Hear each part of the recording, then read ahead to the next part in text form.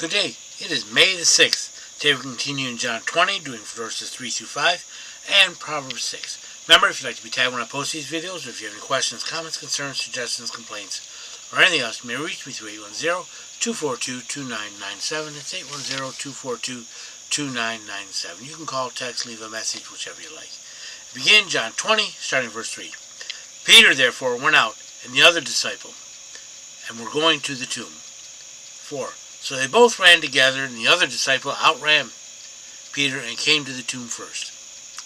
5. And he, stooping down and looking in, saw the linen clothes lying there, yet he did not go in. So Mary Magdalene had told Peter, and most likely John, that's the other disciple, though he never names himself in the gospel. 3. Peter therefore went out, and the other disciple, and were running, and were going to the tomb. They were coming towards the sepulchre. So Mary told them, they went out, and they went towards the tomb, or the sepulchre. I can never pronounce that word. Verse 4. So they both ran together, and the other disciple outran Peter and came to the tomb first. They both began to run, and he ran, and the other disciple ran more quickly. And verse 5. And he, stooping down and looking in, saw the linen clothes lying there, yet he did not go in. Okay, and he, this would be John, looking around in there, didn't go in, but okay. Bending down and looking carefully at, saw at a glance the linen clothes.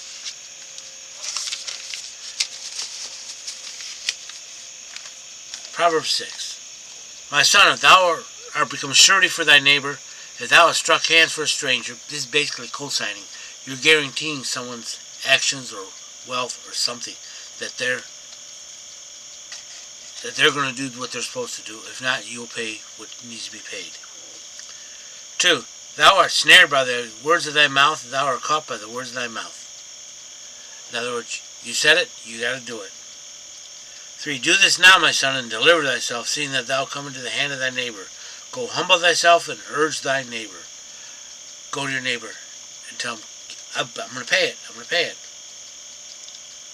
4. Give not sleep to thine eyes, nor slumber to thy eyelids. Deliver thyself as a gazelle from the hand of the hunter, and from the bird, as a bird from the hand of the fowler. In other words, keep working until you get this, whatever it is, paid off. Verse 6. Go to the ant, thou sluggard, consider her ways, and be wise, which having no chief, overseer, or ruler, provideth her bread in the summer, and gathereth her food in the harvest. In other words, no one's telling her what to do. You're going to be doing it, though. 9. How long wilt thou sleep, O sluggard? When wilt thou arise out of thy sleep? In other words, when are you going to get your butt out of bed? 10. Yet a little sleep, a little slumber, a little folding the hands asleep. 5 more minutes for the 10th time. 11. So shall poverty come as a runner. You'll be poor as if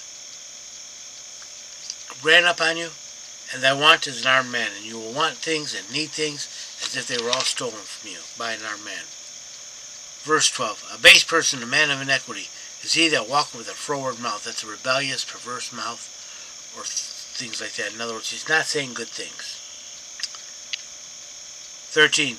That winketh with his eyes, that scrapeth with his feet, that pointeth with his fingers. 14. Frowardness is in his heart, and he devises evil continually. He soweth discord. In other words, he causes fights. 15. Therefore shall his calamity come quickly. In other words, he will be destroyed quickly. Out of a sudden he shall be broken, and that without remedy. And once it happens, it happens. 16. There are 6 things which Yahweh hateth, yea, 7 which are an abomination unto him. 17. Haughty eyes, and a lying tongue, and hands that shed innocent blood. Okay, so he hates proud looks, lies, and murder. 18. A heart that devises wicked thoughts, evil plans. Feet that are swift in running to evil. In other words, quickly do some evil. 19. A false witness that breatheth out lies. That's not necessarily, this is a false witness. He said, yeah, he did it. And he that soweth discord among the brethren, he that causes fights among people that love each other. Verse 20, my son, keep the commandments of thy father, and forsake not the teaching of thy mother. In other words, listen to them. 21, bind them continually upon thy heart, tie them around thy neck. Don't forget them. 22, when thou walkest, they shall lead thee, it shall show you where to go. When thou liest down, it shall watch over thee. You can rest peacefully, not rest in peace. And when thou wakest, it shall talk with thee, it will give you good counsel. 23, for commandment is a lamp, and the teaching is light, and reproofs of instruction are a way of life. In other words, it's going to show you what you need to do and tell you when you're going wrong. 24, to keep thee from the evil woman, or man, this woman's used as contrast, from the smoothness of the alien tongue. 25, lust not after beauty in thy heart, neither let her captivate thee with her eyelids. 26, for an account of a harlot a man is brought to a loaf of bread, but the adulteress hunteth for precious life. 27, can a man take fire in his bosom, and his clothes not be burned? Nope. 28, or can one walk on hot coals, and his feet not be scorched? Nope. 29, so he that goes into his neighbor's wife, whoever touches her shall not be unpunished. In other words, you commit adultery, you're going to be punished. 30, men do not despise a thief if he steal, to satisfy his soul when he's hungry. Yeah, if you're hungry and you steal to eat, people understand that. 31, but if he be found, he must restore sevenfold, he must give all the substance of his house. But if he's caught, he's still got to pay the penalty. 32, he that committeth adultery with a woman lacketh understanding. He don't know what's going on. He doth it, it would destroy his own soul. It does. 33, wounds and dishonor shall he get, and his reproach shall not be wiped away.